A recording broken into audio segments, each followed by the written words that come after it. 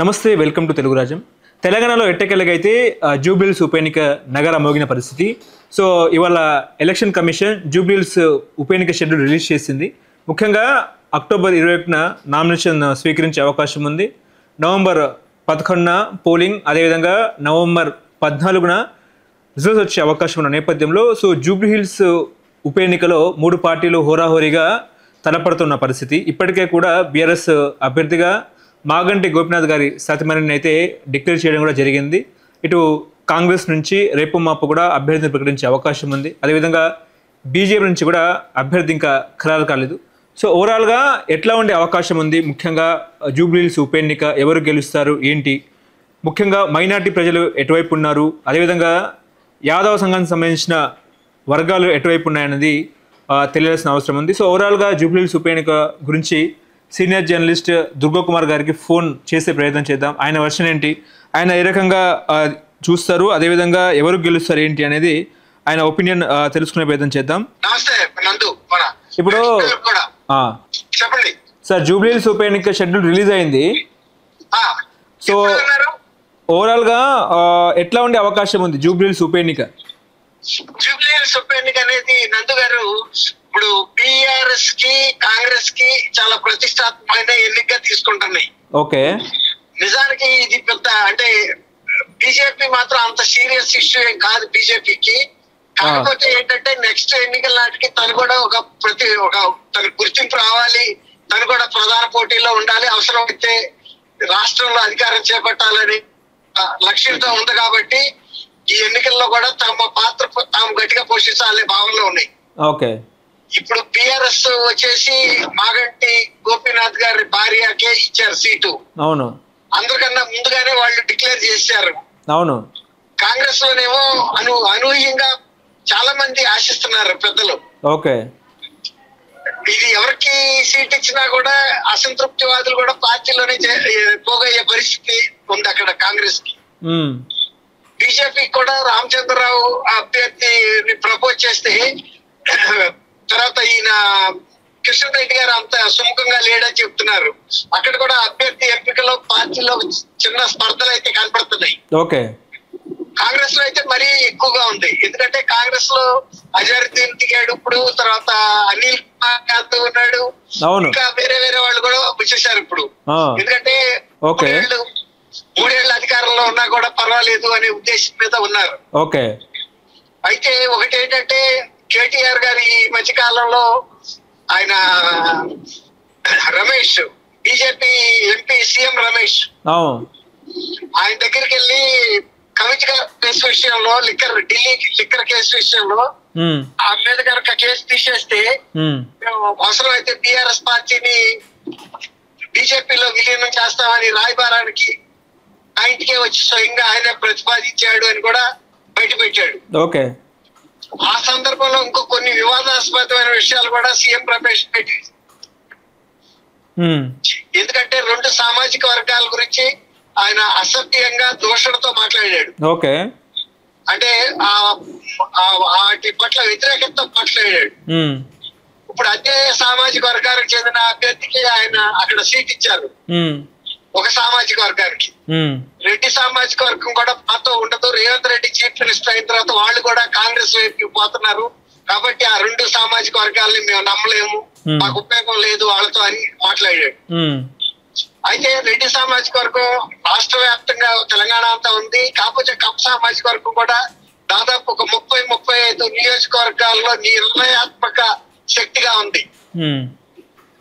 ముఖ్యంగా హైదరాబాద్ చుట్టుపక్కల ఉన్న నియోజకవర్గాల్లోనూ, నిజామాబాద్ లో కొన్ని నియోజకవర్గాల్లో కూడా, అట్లాగే కొంత వరంగల్లో కూడా ఉంది. అట్లా ఖమ్మంలో ఉన్నారు. ఇప్పుడు ఆ వ్యాఖ్యల్ని కూడా కేటీఆర్ గారు దానికి స్పందించలా, అంటే ఓ రకంగా మౌనం అంగీకారం అన్నట్టుగానే అయ్యింది. ఇప్పుడు ఈ ఎన్నికల్లో కమ్మ సామాజిక వర్గం సహజంగా మరి వాళ్ళకి బాధ ఉంటది కదా, ఈయన ఇంత అసభ్యంగా మాట్లాడాడు, దూషణతో మాట్లాడాడని. వాళ్ళ అభ్యర్థికి ఇచ్చినా కూడా వాళ్ళు మా అభ్యర్థి గెలవకపోయినా పర్వాలేదు, ఒక సామాజిక వర్గాన్ని మొత్తంగా ఆయన దూషించాడనే భావన కనుక ఉండే అవకాశం కూడా లేదని కిందసారి కూడా మాగంటి గోపీనాథ్ కూడా కమ్మ సామాజిక వర్గం అంతగా ఓన్ చేసుకోలేకపోయింది. అంటే బీజేపీ టీఆర్ఎస్ వ్యవహార శైలి వల్ల. సరే కొంతలో కొంత చేశారు, ఆయన గెలిచాడు. కానీ ఆయన ఒకటి ఇక్కడ మనం చెప్పుకోవాల్సింది ఏంటంటే, ఇదివరకు టీజేఆర్కే సిటీలో అంత ప్రజల్లో పలుకుబడి ఉందని అనుకునేవాళ్ళం. కానీ మాగంటి గోపీనాథ్ చనిపోయిన తర్వాత ఓ రకంగా టీజేఆర్ కన్నా కూడా ఎక్కువగానే ప్రజల్లో దూసుకెళ్లిపోయాడన్న భావన ఏర్పడింది.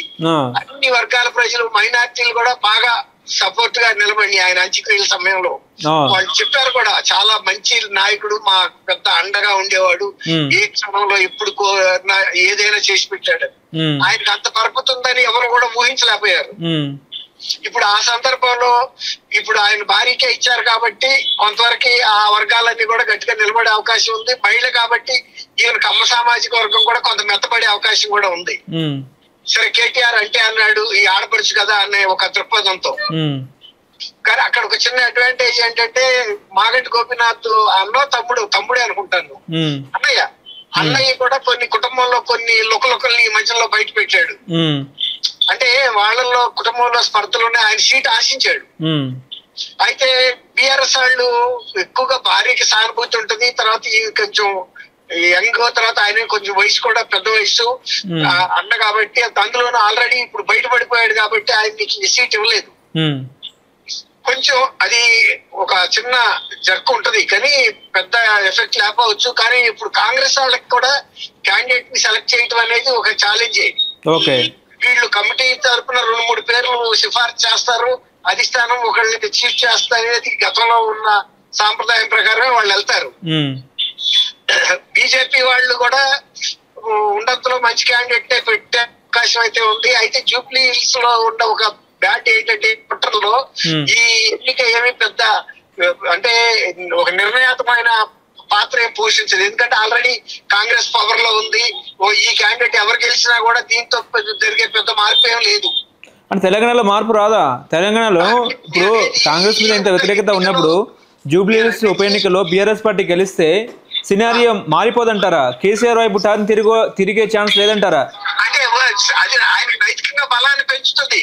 నేను అనేది ఓటర్ల దృక్కోణంలో ఈ ఒక్క సీటుతో పెద్ద మనకు వచ్చే పెద్ద ప్రయోజనం లేదని, అక్కడంతా కూడా ఎక్కువ ఉంటేనేమో స్లమ్స్ ఉన్నాయి, లేదంటేనేమో బాగా రిచ్ పీపుల్ ఉన్నారు, హైలీ ఎడ్యుకేటెడ్ ఉన్నారు. హైలీ ఎడ్యుకేటెడ్ క్లాస్ ఏదైతే ఉందో వాళ్ళు అంత సీరియస్ గా తీసుకోరు ఎన్నికని. ఓకే, కాకపోతే దుర్గా కుమార్ గారు, ఇప్పుడు ముఖ్యంగా సార్వత్రిక ఎన్నికలు అంటే జనరల్ ఎన్నికల్లో భాగంగా చూసుకుంటే కాంగ్రెస్ కి హైదరాబాద్ లో ఒక్క సీట్ కూడా రాలేదు. సరే గ్రామాల్లో అది వేరే విషయం, కానీ హైదరాబాద్ లో మొత్తానికి బీఆర్ఎస్ పార్టీకి ఎక్కువ సీట్లు వచ్చినాయి. ఆ వాతావరణం లేకపోలేదంటారా? ఇప్పుడు అందుకనే ఈ ఎన్నికల్లో తమ ప్రభుత్వం అధికారంలో ఉండగా జరుగుతున్న ఎన్నికల్లో తమ ఉనికిని చూపించుకోవాలి కాంగ్రెస్ అనే ప్రతిష్టకు తీసుకుంది. ఇది ఒకవేళ వాళ్ళ క్యాండిడేట్ కనుక ఎలక్ట్ కాకపోతే నిజానికి కాంగ్రెస్ కి సెట్ బ్యాక్. ఎందుకంటే వాళ్ళ హయాంలో జరిగిన ఎన్నికలో కూడా వాళ్ళు గెలవలేకపోయారు. ఇప్పుడు బీఆర్ఎస్ ఏంటంటే వాళ్ళ అంతకుముందు గెలిచిన సీటును పోగొట్టుకుంటే కూడా వాళ్ళకు కూడా నష్టమే. తర్వాత ఈ పరిస్థితుల్లో కనుక గెలవటం అనేది బీఆర్ఎస్ కి నైతికంగా బలాన్ని పెంచుతుంది. కొంత వ్యతిరేకత వచ్చిందనే భావన అన్ని వర్గాల్లోనూ వచ్చింది రేవంత్ అంటే కాంగ్రెస్ పరిపాలన మీద. ఇప్పుడు తొందరపడి అనవసరంగా బీఆర్ఎస్ ఓడించాలని చంద్రశేఖర్ రావు బెటర్ అనే దృక్పథం మొన్న యూరియా షార్టేజ్ తర్వాత రైతుల్లోనూ గ్రామీణ ప్రాంతాల్లో ఎక్కువగా వచ్చింది. మీరు ఇంతకు చెప్పారు ఎక్కువ గ్రామీణ ప్రాంతాల్లో గెలిచింది కాంగ్రెస్. అదే గ్రామీణ ప్రాంతాల్లో కొంచెం ఇప్పుడుగా చూస్తే తగ్గింది. ఇప్పుడు ఇక్కడ జూబ్లీ హిల్స్ అనేది అర్బన్ నియోజకవర్గం ఒకటి, highly rich class elite people ఉండేది. వీళ్ళు సీరియస్ గా ఓటింగ్ కేంద్రాలకు వెళ్లే సందర్భం లేదు. అనేక సార్లు అది రుజువైంది.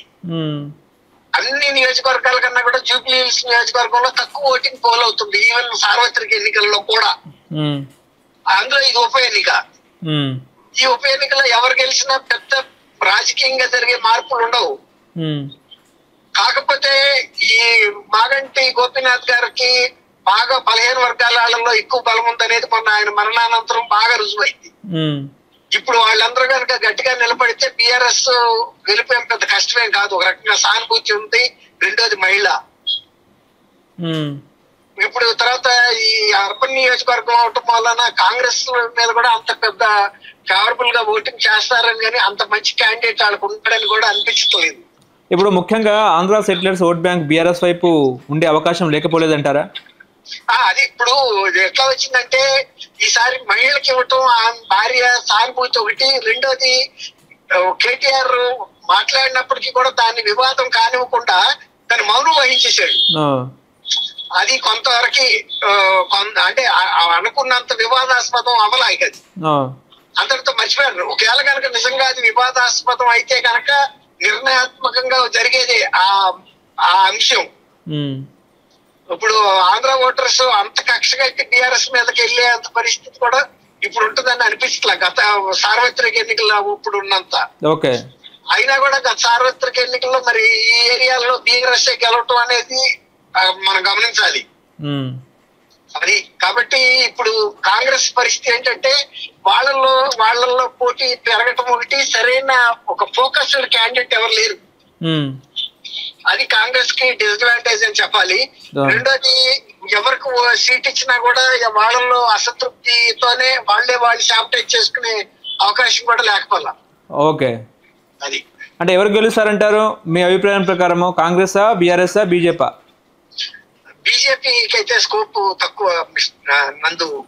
నేను నా అంచనా ప్రకారం ఒక రకంగా సానుభూతిను గతంలో లాగా ఆంధ్ర ఓటర్స్ మరి ముఖ్యంగా కమ్మ సామాజిక వర్గం ఈ మహిళకి ఇచ్చారు కాబట్టి ఆ అమ్మాయిని ఇబ్బంది పెట్టడం ఎందుకు అనే ఒక సానుభూతి అంశం కనుక తీసుకుంటే కేటీఆర్ చేసిన వ్యాఖ్యలు కూడా ఆయన కూడా తగ్గాడు కాబట్టి పెద్దగా పట్టించుకోరని నేను అనుకుంటున్నా. నా అంచనా ప్రకారం అయితే కొంచెం బీఆర్ఎస్ కే ఇచ్చిండే అవకాశం ఉంటుంది. Okay, thank you sir. Thank you నందు, మన వీక్షకులు కూడా. ఓకే. హలో, తెలుగు రాజ్యం ఛానల్ చూస్తున్నారా? సామాజిక రాజకీయ జీవన చిత్రణే తెలుగు రాజ్యం. అతిశయోక్తులు అసత్యాలు ఉండవు. రాజకీయ కోణం కాదు, ప్రజా కోణమే కొలబద్ద. తెలుగు రాజ్యం వీక్షణ మీ ఉత్తమ అభిరుచికి నిదర్శనం.